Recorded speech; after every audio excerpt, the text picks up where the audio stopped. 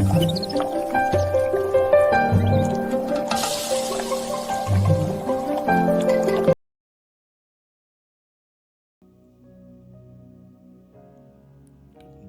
స్తోత్రం. మీ అందరికీ కూడా ప్రభువు పేరిట వందనములు తెలియజేస్తున్నాను. దేవుని వాక్య భాగాన్ని చదివి ధ్యానం చేద్దాం ఈరోజు కొరకు. రూతు గ్రంథము 1వ అధ్యాయము 16వ వచనం. అందుకు రూతు, నా వెంబడి రావద్దనియు నన్ను విడిచిపెట్టమనియు నన్ను బ్రతిమాలు కొనవద్దు. నీవు వెళ్ళు చోటుకే నేను వచ్చేదను, నీవు నివసించు చోటునే నేను నివసించేదను. నీ జనమే నా జనము, నీ దేవుడే నా దేవుడు.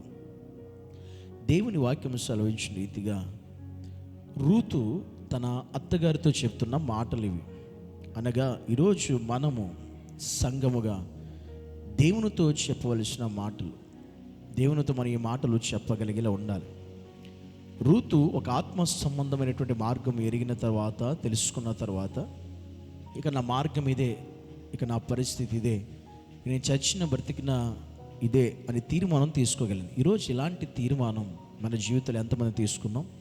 సత్యం ఎరిగిన తర్వాత, ఇది సత్యం అని తెలిసిన తర్వాత, నిజ దేవుణ్ణి మనం ఎరిగిన తర్వాత, ఇక నేను చావు అయినా బ్రతుకైనా ఈయన కోసమే నా జీవితం, ఈయన కోసమే నా బ్రతుకు అని ఇక్కడ రూతు చెప్తున్న మాట.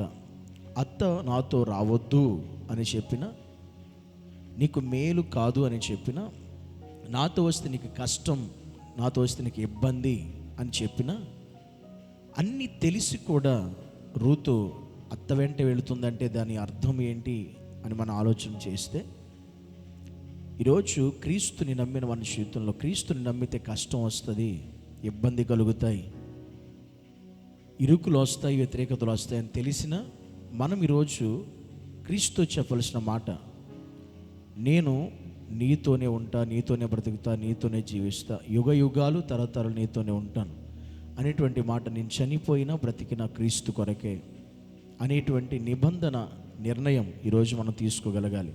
నువ్వెక్కడుంటావో నేను అక్కడే ఉంటాను, నువ్వే చోటు ఉంటావు నేను అదే చోటున ఉంటా. మనకి ఆత్మీయులు చెప్పవలసిన మాట ఇది, దేవుని నమ్మిన బిడ్డలు చెప్పవలసిన మాటలు ఇవి. రూతు ఒక ఆత్మసమైన జీవితంలోకి వచ్చేసింది కనుక ఆమె నోటి నుంచి ఈ మాటలు మనం వినగలుగుతున్నాం.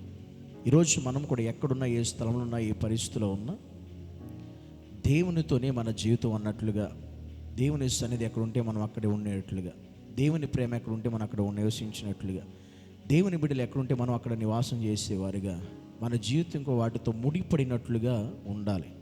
ఆత్మీయ జీవితంతో మన జీవితాలు ముడిపడి నడిపించబడేవి ఉండాలి. అప్పుడు మన మరణమైన, జీవమైన, చావైనా బ్రతుకైన, కష్టమైన, నష్టమైన, ఇరుకైన, ఇబ్బంది అయిన మన జీవితాలు క్రీస్తుతో ముడిపడి ఉండాలి. రూతు అత్తతో తన జీవితాన్ని ముడి వేసుకున్నట్లుగా మన ఆత్మీయ జీవితాలు క్రీస్తుతో ముడిపడి ఉన్నట్లయితే మన జీవితాలు, రూతు జీవితం ఎలా ధన్యకరంగా మార్చబడిందో మన జీవితాలు కూడా ధన్యకరంగా మార్చబడింది. రూతు క్రీస్తు యొక్క వంశావళిలో చేర్చబడింది. మనము క్రీస్తు వంశంలో చేర్చబడతాం, క్రీస్తు కుటుంబంలో మనం కూడా చేర్చబడతాం.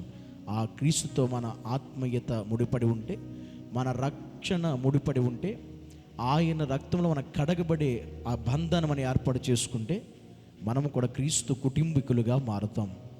ఈరోజు ఇంకా ఎవరు కూడా రూతు వలె క్రీస్తు వంశంలో చేర్చబడలేదో, ఈరోజు నీవు నేను కూడా క్రీస్తు వంశంలో చేర్చబడేవారుగా, ఆయన కుటుంబంలో కలిసేవారుగా మనము కూడా ఆ విధంగా నడిపించబడదుముగాక. ఆమేన్. తండ్రి నీకు వందనాలు, స్తోత్రాలు ప్రభువా. నీ సన్నిధిలో రూతు తన అతతో పెనవేసుకున్నట్లుగా మేము నీతో పెనవేసుకునే జీవితాలు ప్రభువా నీవు మాకు దయచేసి సహాయం చేయమని యేసుక్రీస్తు నామాన్ని బట్టి ప్రార్థించి వేడుకుంటున్నాము తండ్రి. ఆమేన్.